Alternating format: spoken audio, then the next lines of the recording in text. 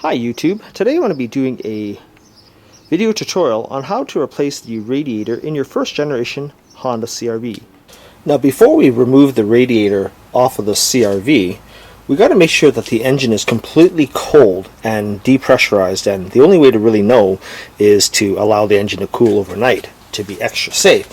And what we're going to do is that we're going to access the drain petcock, which is located directly on the driver's side of the radiator, and you can sort of see it if you look straight down where the condenser fan is, that there's a little winged petcock right there. So we're going to undo that from the bottom of the vehicle. So to give you a reference, it's actually just in the front here, driver's side, and in this area here, there's a little hole that you can kind of reach up into to drain the coolant. So once you've opened up the drain petcock, you'll begin to see coolant coming out of the radiator. To help the radiator drain quickly, go ahead and open up and remove the radiator cap to let air into the system. So while we're waiting for the radiator to drain, we can go ahead and begin detaching the support brackets for the radiator and the air conditioning system, such that we can remove the radiator and condensing fans out and making the rad removal easier. And this can be done just by loosening this 10mm nut first, followed by the actual bracket that bolts onto the front rad chassis. Just lifting up and then carefully sort of undoing this bracket like this. Next, what we want to do is undo the actual rad retaining brackets located here and here. Again, held in with a 10mm screw.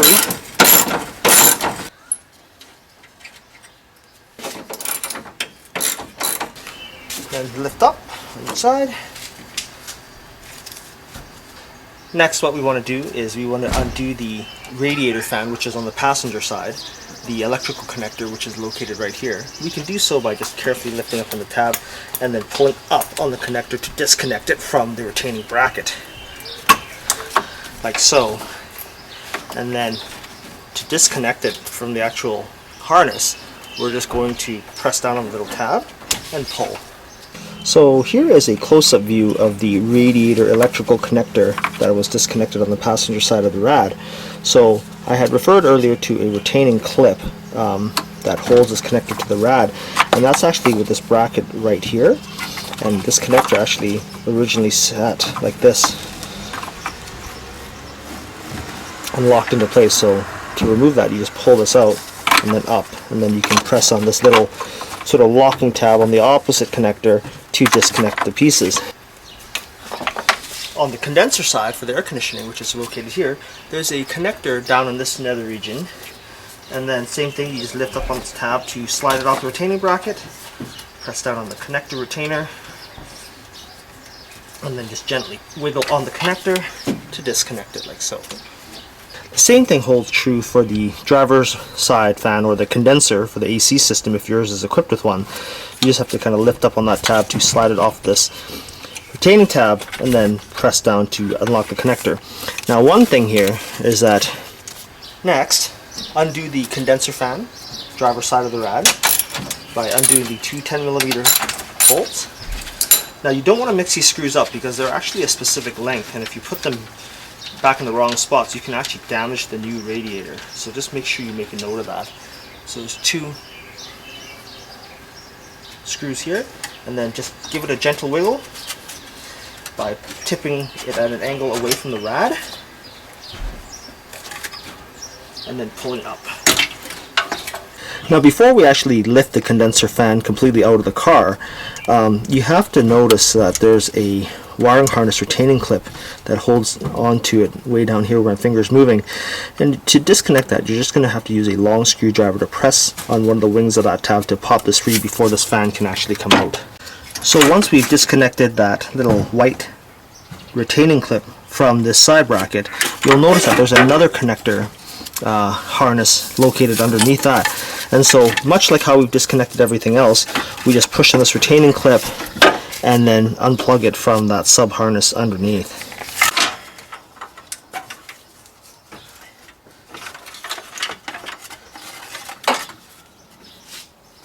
Next, what we would want to do is we want to undo the upper radiator hose clamp and then carefully manipulating the clamp back onto the hose. Using a pair of wide jaw pliers, carefully apply some gentle pressure to the neck of the hose and then giving it a twisting motion back and forth to break that rubber seal from the connector. You don't want to squeeze with the pliers because you'll break the neck of the radiator otherwise.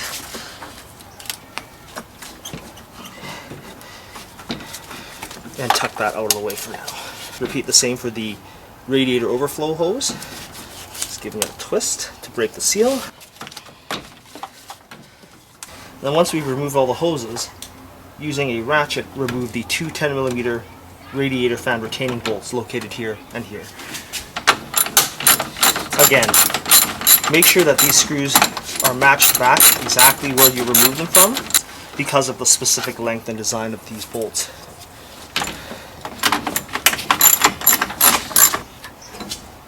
Pay close attention that the wiring harness retaining bracket is located on one of the bolts for the fan.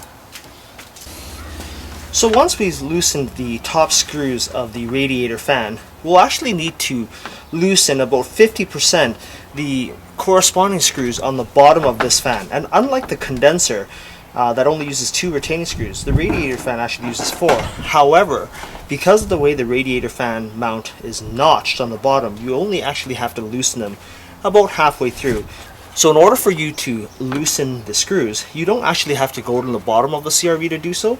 There's actually enough clearance in the engine bay such that you could easily reach down and undo the screws. Again, you can either loosen them to about 50% or completely remove them if that's easier for you.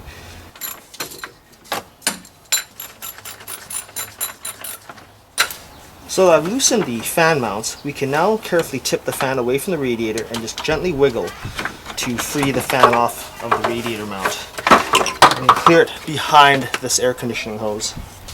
And this is what I was referring to earlier on the bottom of the fan. You see that there's these notched cutouts for the screws, so you don't actually have to undo them completely from the rad. But since we're replacing the radiator, we're still going to have to transfer the old screws to the new rad nonetheless. We're going to now have to disconnect the lower radiator hose in the same manner how we took the upper radiator hose off. And since this is an automatic transmission CRV, we're going to have to disconnect the transmission cooler lines located here and here. So here's a quick service tip, guys. So I managed to get the clamp off of the lower radiator hose. However, if you actually take notice at where the placement of those hose clamps are and the orientation of how to release those clamps for the transmission cooler lines, it's actually significantly easier to break them free from the hard pipes that are just coming off of the transmission, lifting this whole assembly out and then disconnecting the lines and reattaching them onto the replacement radiator afterwards and then reinstalling in the reverse order. And the reason why I suggest this is because, well, first of all, how do you get a pair of pliers underneath that? Well, you probably could, but it'd be a pain. And then there's also this retaining clamp on this return hose as well, so I can clearly access these clamps here, so I'm just going to undo them here and then lift all of this out. So with the hoses disconnected, and I've sort of just tipped them downwards to drain any remaining coolant and transmission oil out of them, that we can carefully raise the radiator out of the engine bay.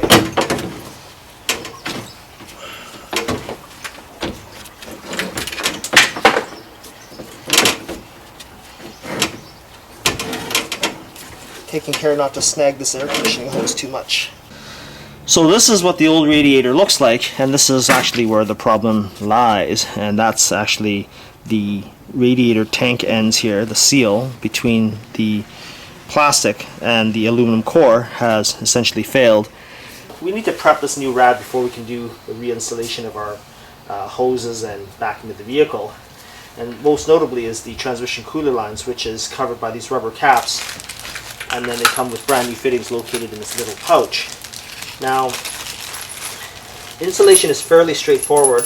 These are flare fittings, so basically all we need to do here is, make sure that our fittings are seated properly inside that flare nut, and then we're just going to loosely install these by hand for now.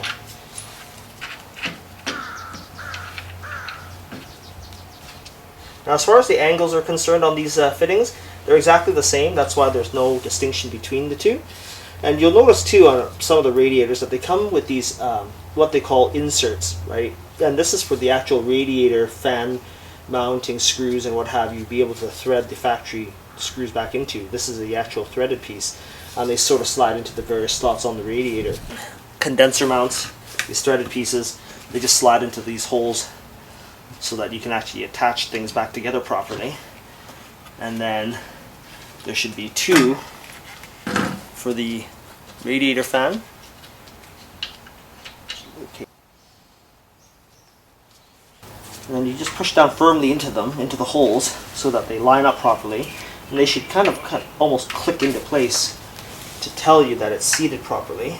On the rad, there are the radiator side, so there's 1, 2, 3, 4, then condenser, 5, 6. And then that last threaded nut is actually one that holds or retains the transmission cooler line located here, as you can see from the factory rad. We're going to take our wrench, we're going to just snug up these flare fittings for the transmission cooler using an adjustable wrench and just giving it that firm twist. They don't need to be insanely tight, but snug enough such that, well, it's not going to leak. I don't know how to describe that in terms of torque value.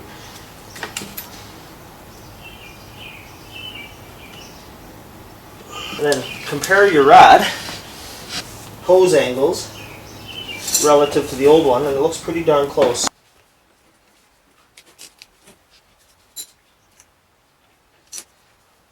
On the bottom of our radiator, we want to pull off these little rubber feet and transfer them onto the new radiator as well. They just pull off, and the cupped end is actually pointing down. And they just slide on like this. Now our radiator is ready for reinstallation. Manipulate the new radiator under the air conditioning hose, making sure that you don't lose the little rubber feet on the bottom of the rad. And they place back into two very obvious locations in the engine bay.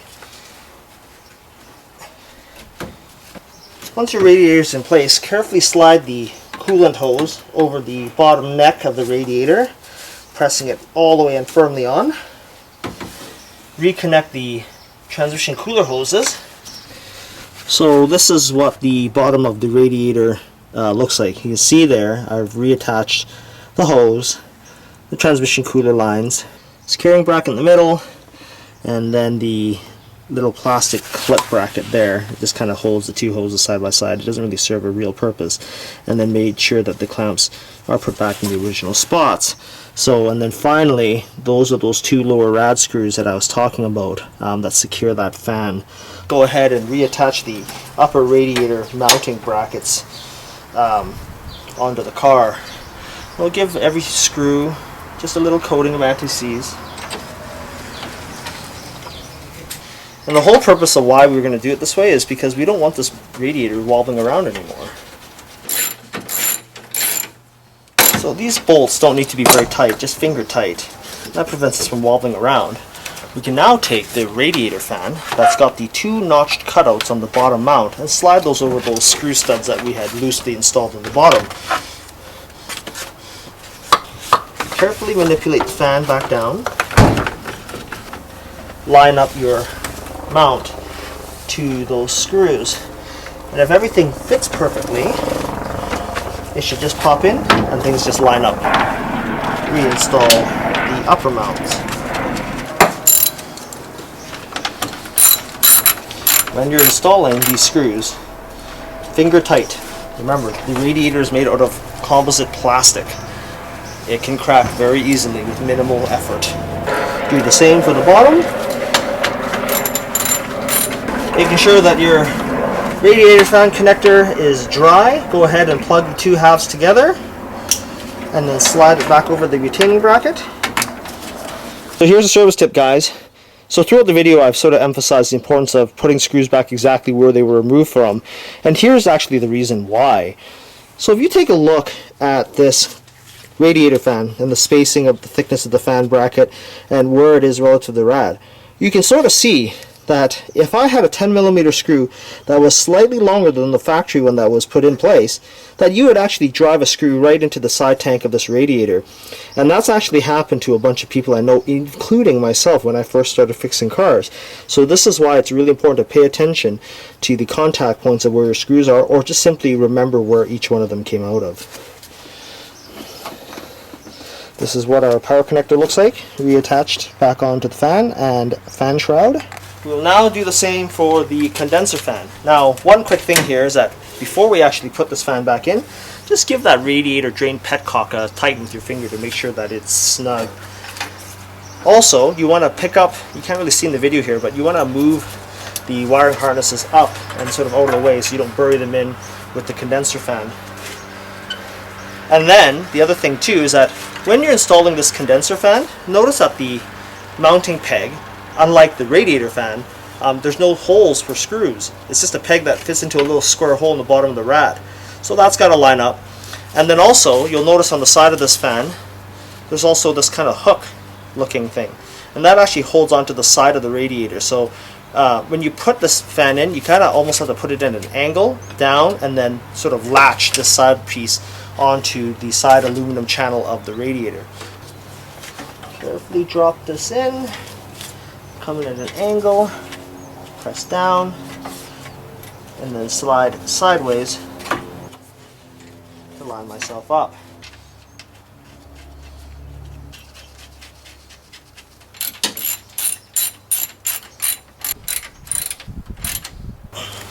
But you can reattach those electrical connectors quite easily with everything installed.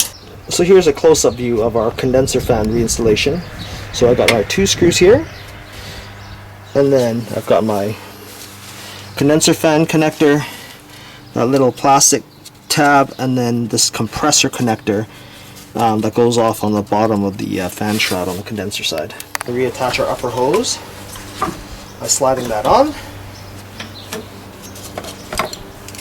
and then also reattaching your overflow tank hose. Reattach the air conditioning securing, or the air conditioning hose bracket. Placing the bracket back on the vehicle. Some anti-seize. And then loosely installing the bracket over the hose.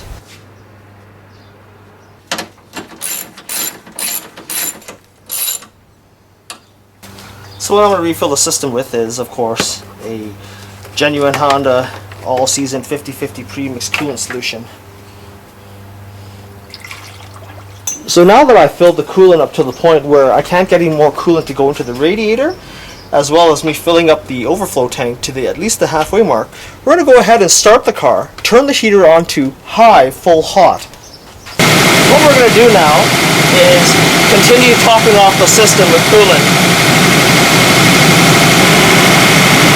Coolant is getting right to the top of the rad, but as I squeeze the upper radiator hose, bubbles come out, meaning that there's still a bit of air in the system. Just keep squeezing upper rad hose and adding coolant until you can get no more coolant into the system. So you can tell when the cooling system is more or less full is that when you squeeze the upper rad hose that you're not getting any more air out of it. Any excess above sort of this fill hole will bleed off into the overflow tank, which I've also filled about halfway to 3/4 of the way full, because any remaining air in the system will get expelled out into the overflow tank, and then as the engine cools off, it will draw that coolant back in. That's why you want to make sure that this tank is filled with coolant.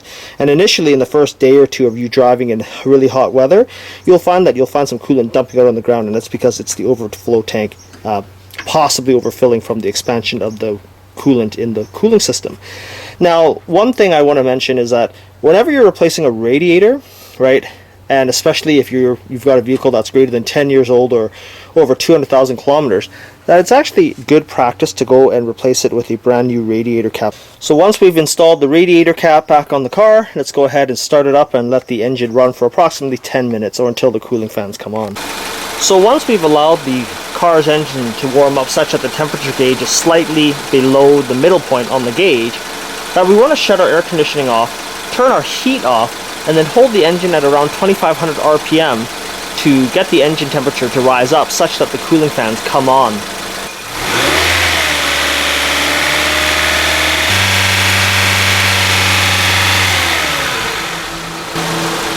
So it took a little bit of coaxing, but we got the fans to come on, which is a good sign, and that also verifies that the cooling fans work properly on our vehicle. So as the cooling fans run, you should actually see the temperature gauge on the dash drop ever so slightly, but at no point ever after this fix should your radiator temperature or your engine coolant temperature ever rise beyond the middle mark on the coolant temperature gauge. And for those that are wondering if I have to top off the transmission fluid on this vehicle because I disconnected the coolant lines, the answer is flat out no. There's probably less than 50 mils or less of transmission fluid that actually came out of those hoses. Well, this concludes our radiator replacement video for our 2000 Honda CRV. I hope you found this video useful and informative.